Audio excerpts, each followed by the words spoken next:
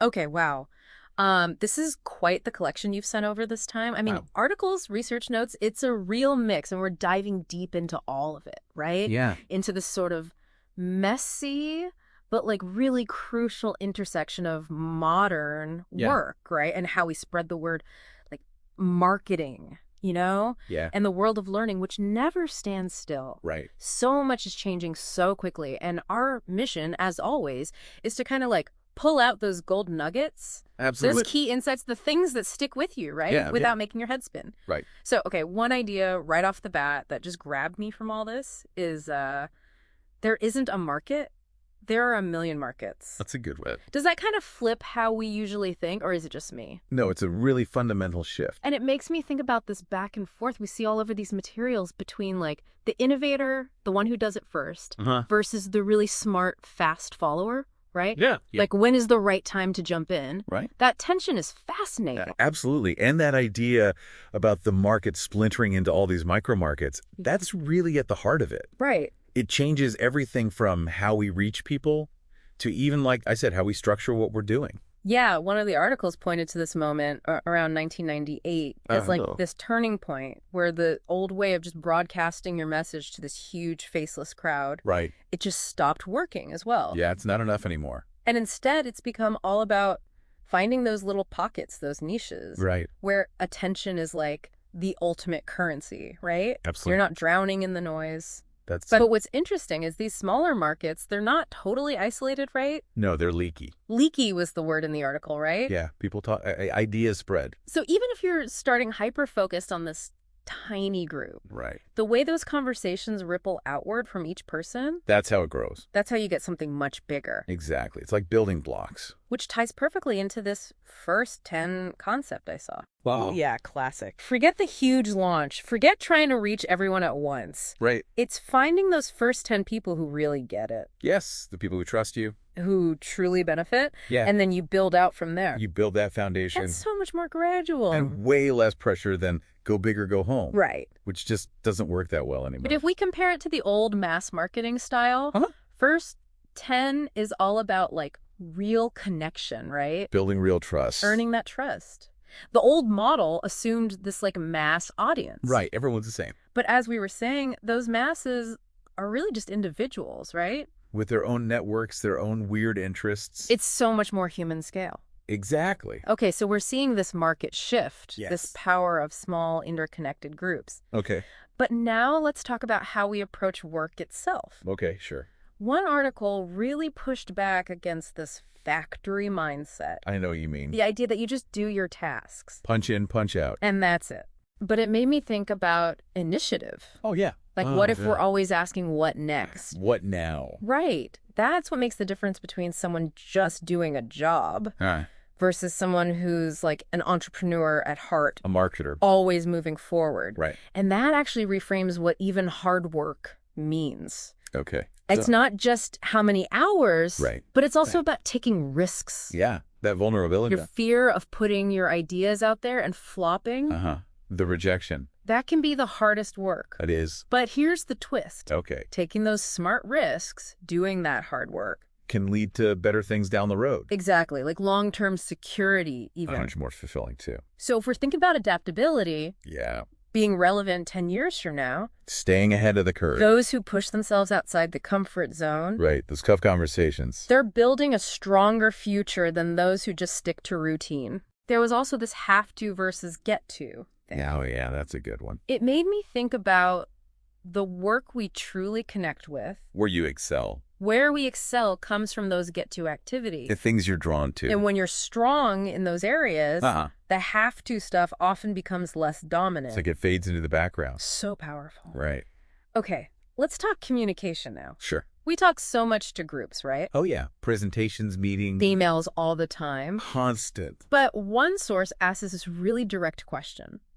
What's the point? Like, why are we even talking? It's got to have a purpose. It said good communication should incite something. Right, an emotion. share an emotion, even sell an idea. But so often it doesn't. But so often it just falls flat. Right. There was this EU example about Romania and Bulgaria joining with like a side note about food safety. Not exactly inspiring. Not exactly. Right. And that ties into this notice me culture. So much emphasis on getting attention. Followers likes. But often without a clear why. Right. Just the attention for its own sake. There's a huge difference between just being noticed versus actually building trust. Or getting people to really engage. Engage, leading, choosing what you offer. Attention is fleeting. It is. If we want something lasting, then it's trust and engagement that matter. Okay. Building on trust, then. Yeah. The sources are really adamant about this. About building that trust before you need it. Oh, yeah. Crucial. Don't wait till you're closing the sale or asking for the favor. Way too late. It's a long game. A long-term investment. And then there's the forces of mediocrity. Yeah. Just having a big vision isn't enough. You got to prove it. You got to push against that pull towards the status quo. It's so easy to slip back into old habits. Is it? Like comfortable routines, Total. incremental thinking. So it's not just the vision. Right. But the effort to make it real. And that willingness to challenge how things are done. This all connects to your media channel strategy. Oh, yeah, that's a big one. It's not just picking a platform. Like social media or email. The channel can shape who you become. That's right. Like Tom Peters always on the speaking circuit, or Oprah's whole world built around that Daily Show. The medium really is the message. And it structures your work. Exactly. So we have to think carefully about the channels we use because they influence not just what we share, but what we even create in the first place. Right. And the audience we end up reaching, switching gears again, reading, specifically business books. Oh, yeah. I love those. It's not about stimming for the bullet points. Right. Not just the recipe. It's about shifting your whole perspective. Which then changes how you act. Exactly. Like those varied reactions to the dip. Yeah. Some people really got it. It was about that deeper change. Not just a to-do list. Right. Real understanding goes way beyond just information. You got to internalize it. Yeah. Let it change how you see the world. Then you act differently. Totally. And this sounds so simple, but finish what you start. Oh, yeah. Or if it's truly stuck, just cancel it. Don't let it linger. Don't. Those unfinished things drain you. They do. And they make you feel behind. It's a focus, right? Yes. And being decisive. In a world with so many distractions, finishing matters. It does. And so does letting go when you need to. Okay, now the power of connection. I'm listening. Especially online, right? It's not just about having a business online. It's about using the web to connect people who are totally separate. And by connecting them, creating value. Exactly. Like those green architects finding each other. Yeah. Or connecting those C-level execs. Powerful stuff. Even freelancers can team up virtually. Yeah, amplifying each other. It's amazing what the internet enables. It really is. And this just struck me as so core to marketing. Okay. Every interaction with a customer is marketing. Interesting. It's not just ads. It's your policies, how you collect data. The tone of your invoices, even. All of it shapes their perception. So true. Bothering 100 people for data you only need from 2? That's a cost right there. It is. Yelling at a class because one kid acted up. Also a marketing decision in a way. It is. It all adds up. Yeah, consistency matters. Make promises. Keep them. Avoid surprises. That should be on a billboard. It should. Yeah. But... Okay, so standing for something. Okay. Having clear values, a mission, offers so many advantages. Builds trust. It does. Yeah. Manages expectations, simplifies decisions. Can make work more fun even. It can. But it can't stand for something specific while also pleasing everyone. Ah, right. You got to make choices. You do. Defining those core principles and then making sure your actions match. That's the foundation. It is you attract the right people that way. And the wrong people stay away. Exactly. If you try to be everything to everyone, you end up watered down. Nobody remembers you. Right. There was this distinction made between marketing, which is like a quid pro quo, Products right? exchange. Which is true gifts. Which have no expectation of return. No expectation at all. Interesting. And especially online where even attention is a kind of currency. Right. Those genuine acts of generosity, they build community. They do. They can even fuel your own creativity. That's right. It's like Santa math. What's that? Giving without expectation to build gratitude and trust and relationships. It's powerful stuff. Isn't it? Yeah, in a world that's so transactional, that real generosity stands out. Thinking about organizations now. Okay. I see some that are always looking for rule violations. Yeah. But then others that empower people to be creative. To connect with others. To even surprise customers. Those are the ones doing remarkable work. They are. And for those who are putting themselves out there. The artists, the entrepreneurs. Right. They need to feel that support. More than just hear it. More than just hear, I got your back. Because they're taking real risks. Yeah. Making themselves vulnerable. It's about the culture. It is. Building a culture of trust. Freeze. Where you're allowed to fail sometimes. That's where innovation comes from. So important. Isn't it? Okay, That one. Do work you're proud of. Yeah. Not just work that makes the most profit. Right. I just work here. Doesn't cut it. It doesn't. And empathy. Oh, huge. Really getting how others see the world and caring. It's fundamental. Like those examples of blaming the user. Right. When they can't find the off switch. Ooh, it's the opposite of empathy. It is. We got to do better. We do. When we're faced with new ideas, there are these warning signs of defending the status quo. Yeah, I know what you mean. Focusing on the cost of change. Exaggerating how good things already are. Undermining the people with the new ideas. Yeah. Clinging to the tiny chance of something bad happening. It's all fear-based. It is. Fear of the unknown. It's natural to resist change. But we got to recognize it in ourselves. And in our organizations. So we can move past it. Okay, this is interesting. Basing your happiness on always getting a little more... Oh, I've been there. A slightly bigger raise, a fancier title, you know? It never ends. It doesn't, and it keeps you stuck. Stuck in that incremental mindset. Instead, it's about truly understanding other people's perspectives. In a human way. In a human way, not manipulating them. Right. And there's this question, the one thing.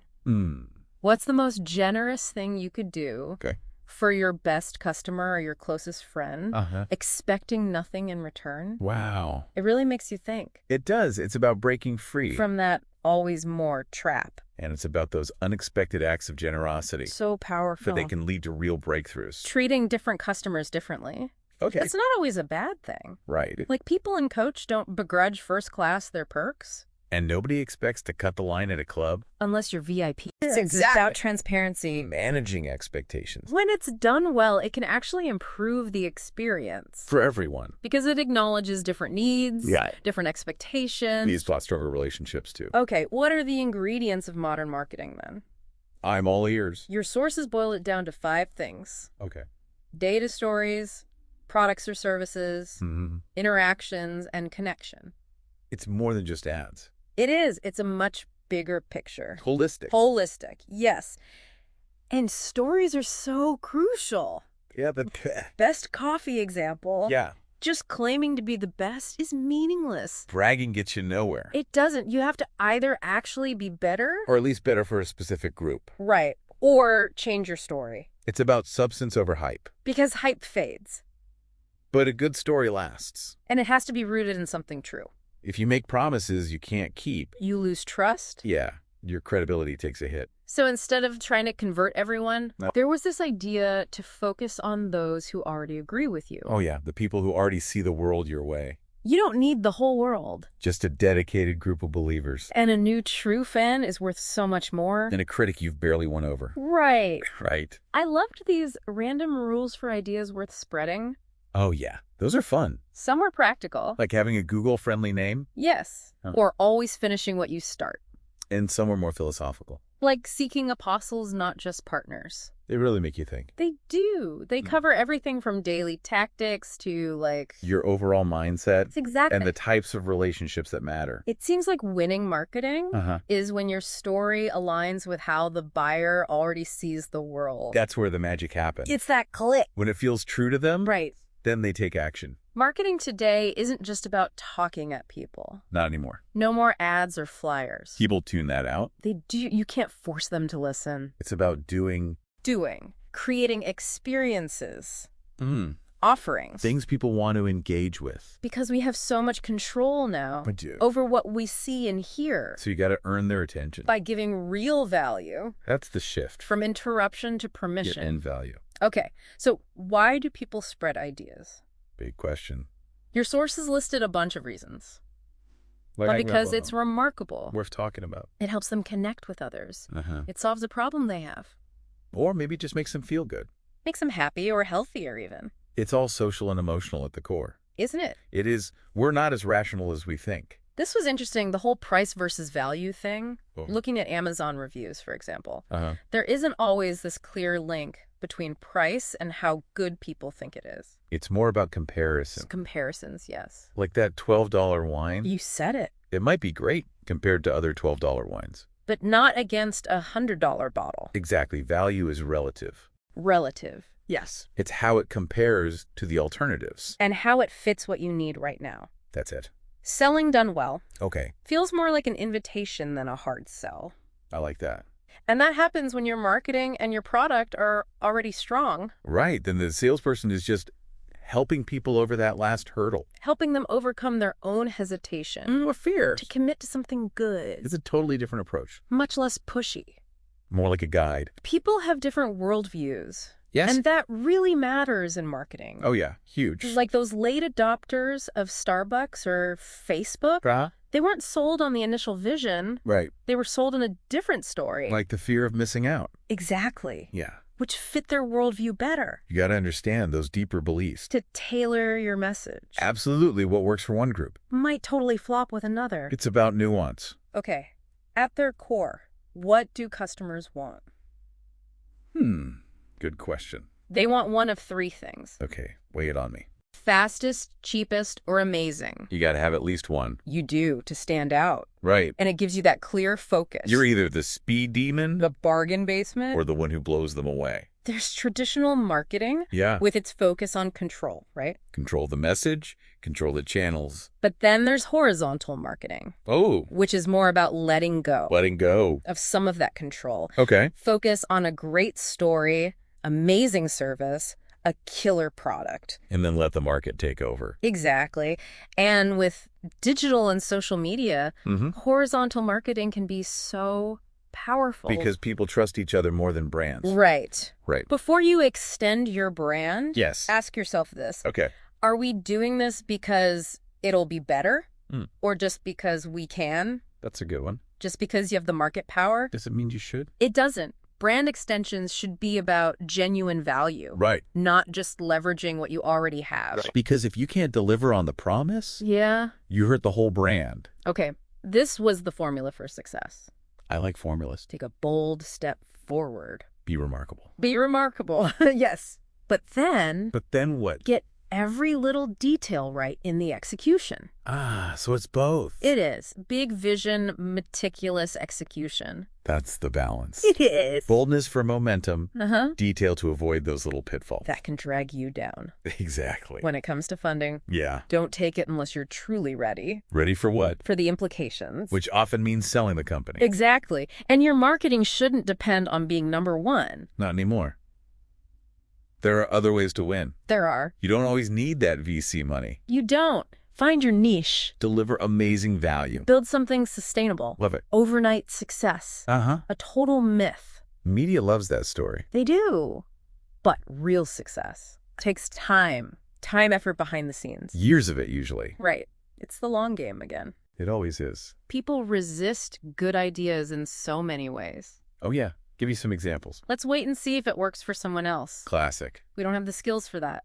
Or next budget cycle. The excuses are endless. Recognizing them is the first step. It is.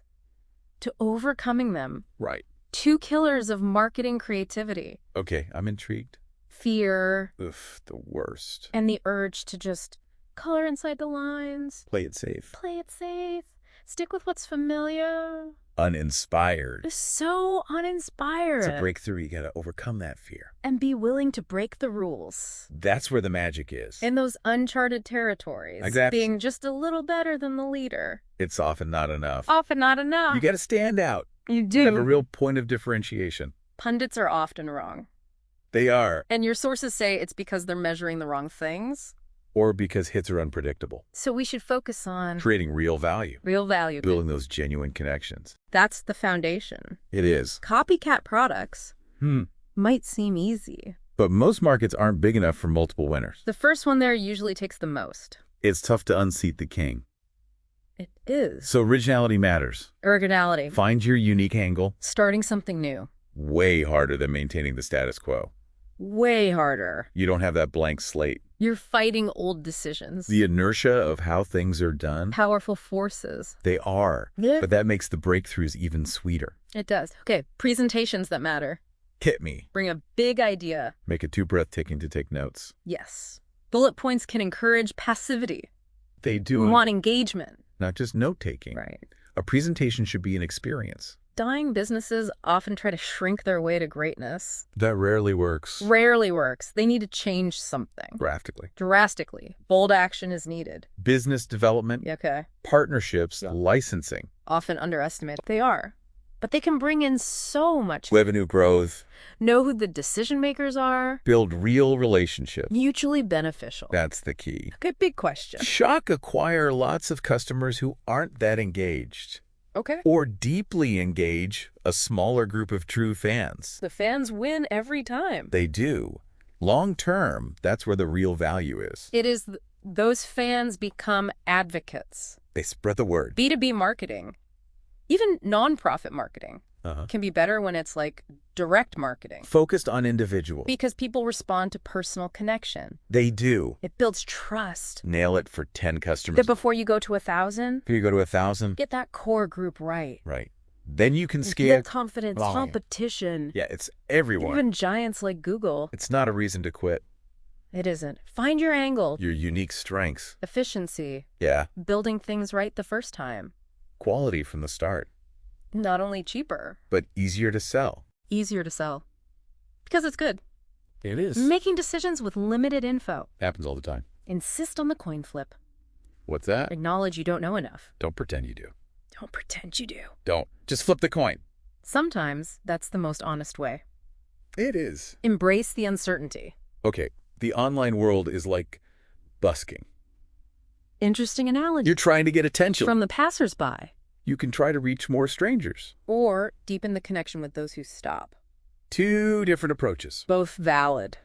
But you gotta choose. And be intentional about it. Post hoc explanations. Oh, you mean like why something succeeded? Yeah, they're not always that useful. Because the past doesn't always predict the future. It doesn't. And they can be misleading. Focus on the principles. And adapt to the present. That's the key. Breakthroughs often aren't one big thing. But lots of small things. Done consistently over time. Invisible to most. Requiring faith. Then persistence. Even when you can't see the results yet. But a long game. It always is. Trust the process. There's great advice for bootstrapping online. And more of those random rules. Success. They're worth pondering. And maybe breaking. Sometimes you gotta break the rules. You do. To find your own path. Good enough. Isn't always enough anymore. Not in a world of rising quality. Right. Perfect is hard to achieve. And it doesn't always get people talking. It doesn't. Be interesting instead. Interesting. I like that. Spark that curiosity. Make them want to learn more. Businesses have a choice. What's that? Be less annoying. Okay. Or be lovable. You can't do both. Because trying to please everyone makes you bland. Forgettable. You gotta pick a lane. Embrace your quirks. The real value of a company goes beyond the stuff you can touch. Like their culture. Their relationship. Their business model. Their leadership. The things that are hard to measure. But so crucial. Especially in acquisition. Your customer type shakes your business. Oh yeah, big time. Catering to angry cheapskates? Attracts more of them. Vicious cycle. But great customers. They co-create, they do.